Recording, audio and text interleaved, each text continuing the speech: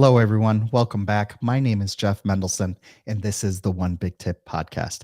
My guest today is Bobby Gillespie.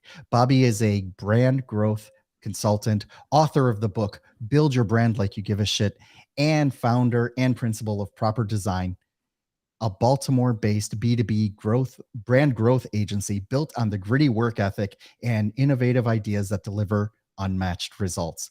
Bobby and the Proper team advise on and implement strategies that help B2B brands scale through better positioning, messaging, designing, web, and marketing.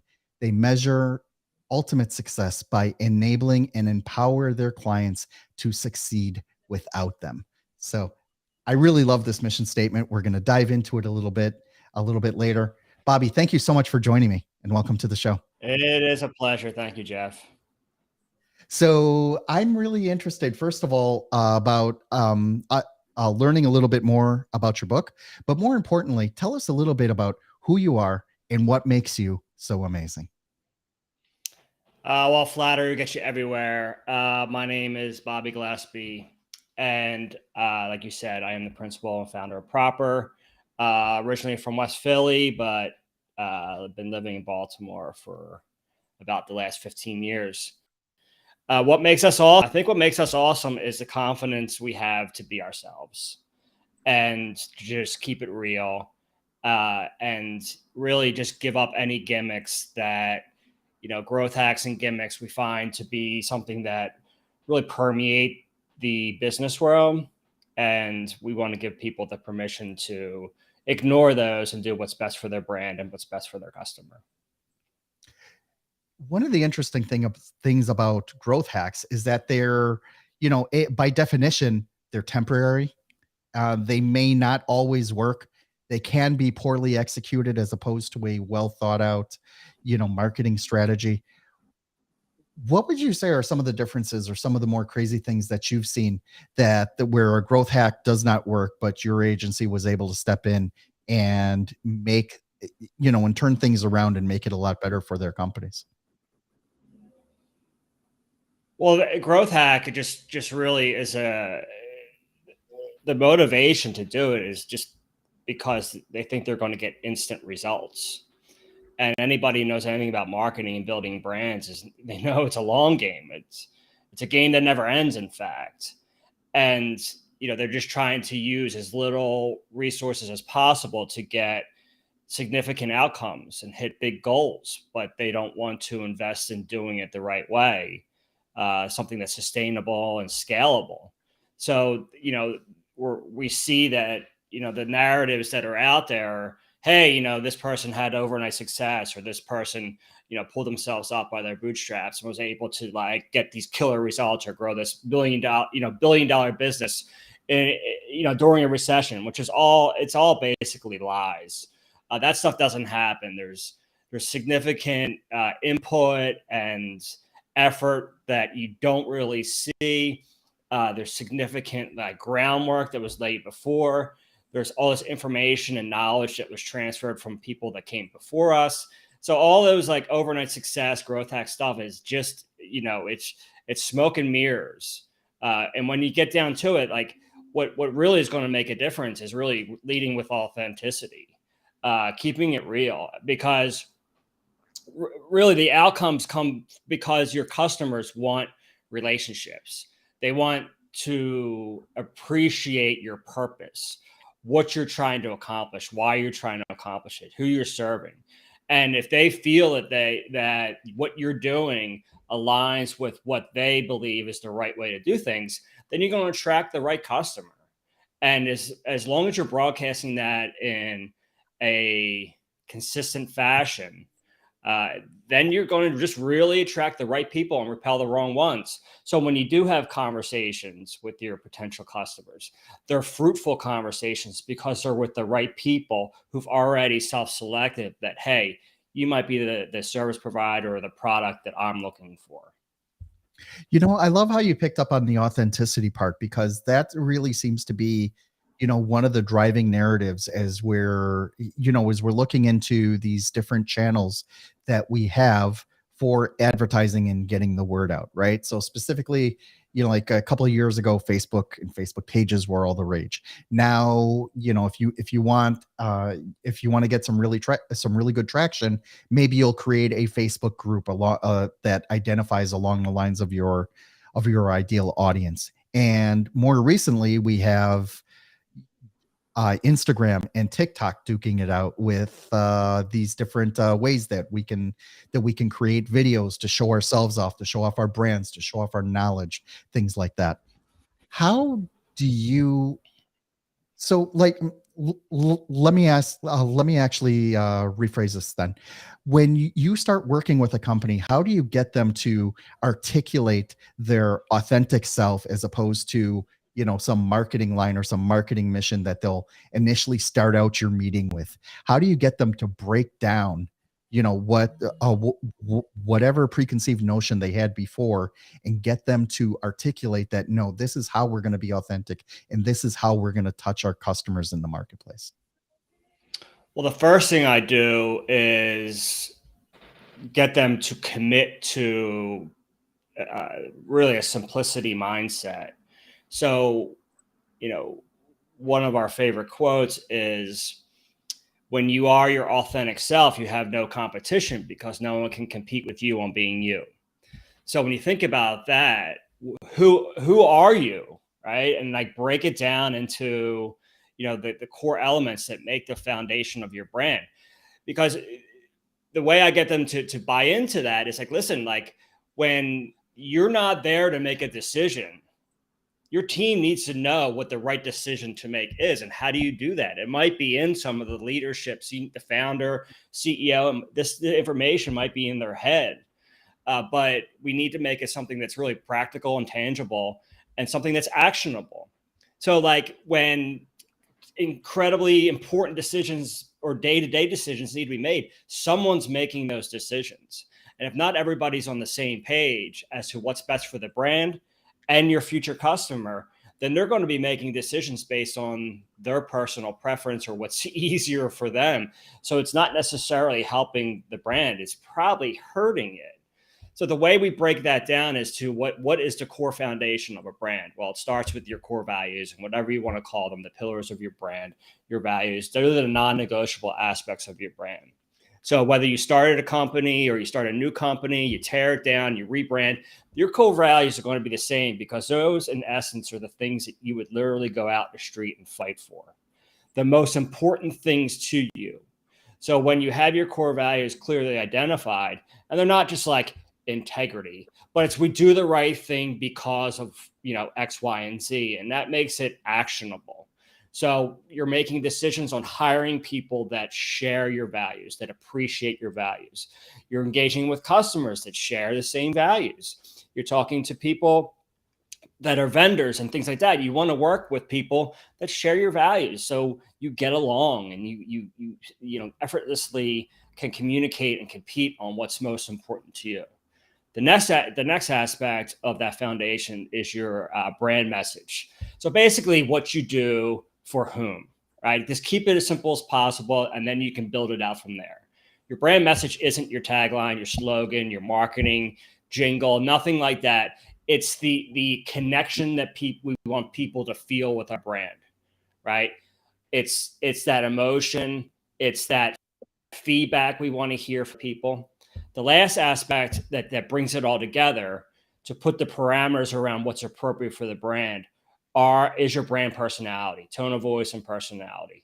So when you think about when you're getting into writing, any sort of creative expression of the brand, design, writing, interfaces, all that stuff, you want to put parameters around it, because without those appropriate parameters, there's an infinite number of potential solutions. Well, that's too many. So if we tighten it up, then our creativity can become very innovative, because we've decided what's best for the brand, what's right for us, and we put that personality and tone of voice on it, and make that just as tangible and practical and actionable and tactical as it needs to be. So everybody that's working on communicating for the brand, whether it's an individual, a marketing team, a campaign, it's all on the same page. They're all doing consistent stuff. And that leads to just like simplicity leads to freedom. I think somebody said or discipline leads to discipline is freedom, but that simplicity alleviates a lot of pressure as to saying like, oh, we got to come up with another gimmick or another slogan. You don't need to do that. You're just making consistent message to say the right thing to the right people, and they're going to self-identify if you're right for them or not.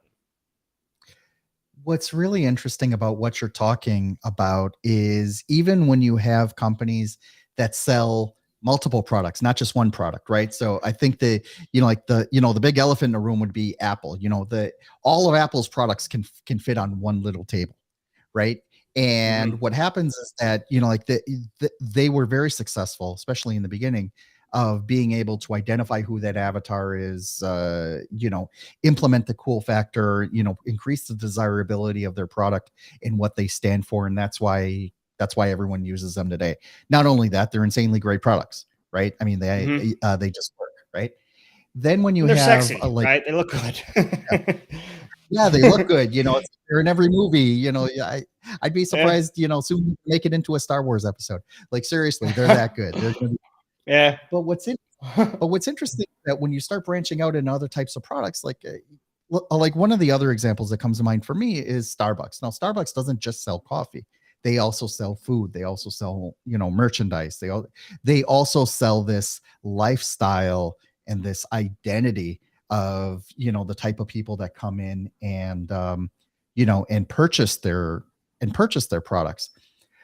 Can you talk a little bit about how a company that has multiple products would still be able to sum up or let's just say roll up their values into these major core pillars, like you say, and still be authentic to to all the products that they're selling below it, and of course how that trickles down to the vendors that they use, to the employees that they hire, how they treat their employees, things like that. This is a really good question. This is something we handle with our clients quite frequently. It's a big challenge for really smart people that don't have the brand experience to come in and say, how do we scale our brand architecture without even knowing what brand architecture is? So brand architecture is basically how this thing is going to be built over time. And as we bring on new products and services, how do they fit under the core brand and how do we scale accordingly? So the first thing I would say is don't look at Apple as the way to do it. Apple has unlimited resources. So for their, they would be a house of brands, right? So, or a branded house rather, is the term we would use for a company like Apple, where all these products fall under the Apple umbrella. Then there's a house of brands, which would be more like Unilever.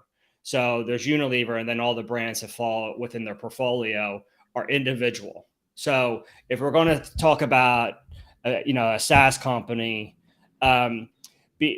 resist the urge to develop names for your products that aren't under your core brand name. So, for example, if you do SaaS, you have two different products. You also do service. Like, just name them accordingly underneath who you are, because what happens all the time is that your customers start knowing you as your products and services, and then you get all of this brand confusion, and then you don't understand or even know where the equity of your brand is going, and it's probably going in the gutter. When you want to be top of mind and you want people to make referrals and recommendations and be quick to make a decision to hire you, you want to be crystal clear that we're brand X and our products are SaaS 1, SaaS 2, Service 3. And that makes it really simple and scalable versus saying, we're going to call it Robot R, and this one's going to be, Machine F. And then you're just like, wait, what? Go to the company that has Machine F. That's like, who is that? And so just think about it in terms of like, what is the most simple possible solution here that we could scale with? And it's just coming back and making the decision to say like, okay, let's just create one brand, right? Like Dyson as an example we use quite often, right? They have, fans and hair dryers and the vacuum. What are the names of those fans and hair dryers and vacuums? I don't know, it's a Dyson vacuum, right? So think of that as a very successful company that has a brand architecture that makes sure that when you think of innovative home products that clean stuff, like with technology, it's Dyson, right? Versus which Dyson thing. Like then you can go and shop. So like keeping it simple like that. And then how does that trickle down? Well, everybody wants to buy direct from the manufacturer, direct from the brand, right? So Amazon and Walmart and Target, they made it pretty easy to uh, be your retail option.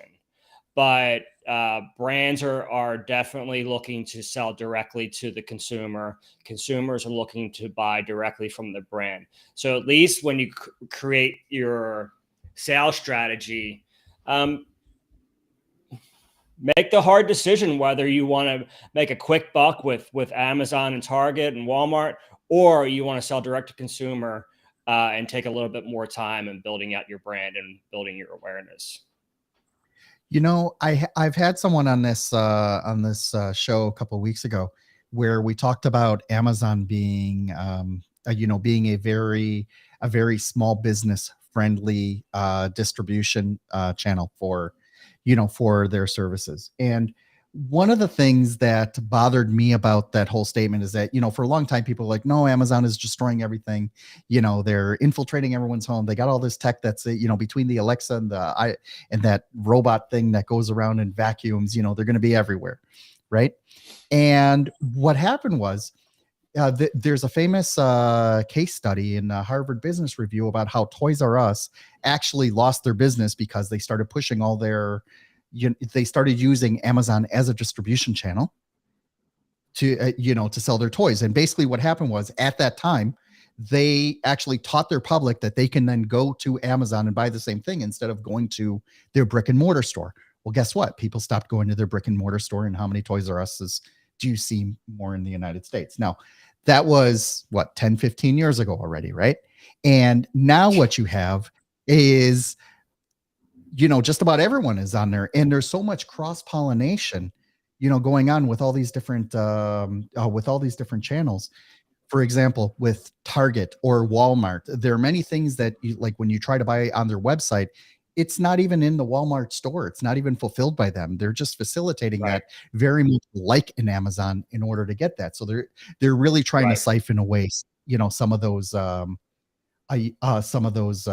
sales, for themselves. And, if the manufacturer still treats it as a channel and they respect that channel as such, then they're able to, increase their reach, and, everyone should be happy.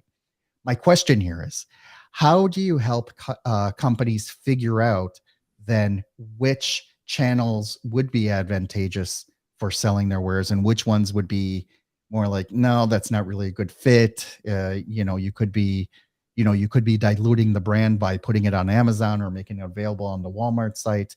How do you help companies through that thought process to see which would be the best places to promote their merchandise? To promote it versus selling it, or kind of all together?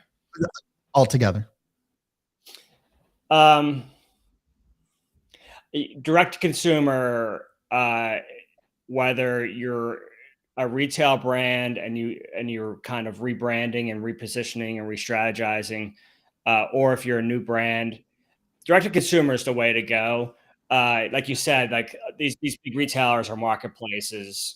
And what you're giving up in terms of convenience in the short term is control of your brand.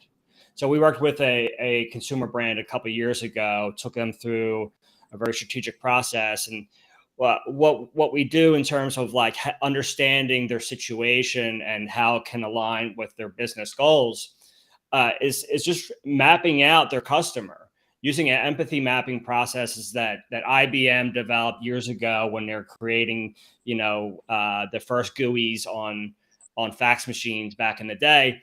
We've kind of taken that process and we apply it to understanding the customer, not just the user, and just really getting a honest look at how they measure success, right? The gains and what their pain points are, what they're trying to accomplish. and then mapping out like, where are they? What's really important to them? What do they think? Who's influencing them? Who's influencing them directly? Are they the decision maker? If they're not the decision maker, can they influence the decision maker? Do we have access to the decision maker? All those things are the questions we want to ask, especially when we're doing a B2B or multiple tier sales process. But if this brand we worked with a couple of years ago, they were in Walmart and Target and Amazon. And what they wanted to do was become a digital native brand. And I said, guys, you can't go back in history. You're already in Walmart and Target and things like that. But we want to sell more direct to consumer. Well, let's do that. So what we did was establish like what's the right messaging to be authentic and communicate directly to your customers' desires. And how do we differentiate? Well, we differentiate by really owning our personality and being who we are and being unapologetic with that. And we are able to give them the opportunity to create a more premium brand that they wouldn't be able to buy, that consumers wouldn't be able to buy in the big retailers or online included, but they could buy directly from them. So we were able to, with their in-house marketing team, is who we usually kind of bolt on to, they're able to like increase online sales from like 30K a month to 100K, but they also create this premium brand that opened up a whole new revenue stream and didn't impact their sales from the big retailers. It just complemented that. And so they weren't competing with the big retailers on the same products. They created a new brand that still fell under the umbrella of the company, that they're able to open up a new revenue stream. So Amazon and Facebook and the big retailers still have a hell of a lot of influence over their brand, but they don't own it like they used to. So that was very liberating for them, but it also helped them increase revenue by leaps and bounds. You know, I love that example because it really illustrates the creative thinking that's needed, you know, just to, just bolt on a few extra features or make it just seem more luxe. And then you can call it something else. You can charge more for it. And, and you're actually identifying a slightly modified avatar, someone who is looking for those qualities, that they're not going to be just, in the market for the lowest price or find the Chinese brand or whatever it is. I think that's smart. So cool. Thank you so much for sharing. Bobby, can you please let everyone know how they can learn more about your company and how they can reach out to you directly? So obviously come check out our website, properagency.com. We're in the Mid-Atlantic, US based, but we work with clients, mostly multinational clients, US based. You can find me on LinkedIn. I'm posting a lot of provocative and helpful stuff on my LinkedIn, which is that Bobby G, THAT, Bobby G. And you can, speaking of big evil online retailers, you can find my book on Amazon.com. Build your brand like you give a shit, or you can look up Bobby Gillespie and hopefully not the Bobby Gillespie from Primal Scream, the Bobby Gillespie from Baltimore. I love it. Bobby, thank you so much for joining me. It's been a lot of fun. I love talking about this stuff. I really appreciate you taking the time to be with us today. Oh, my pleasure, Jeff. Thank you.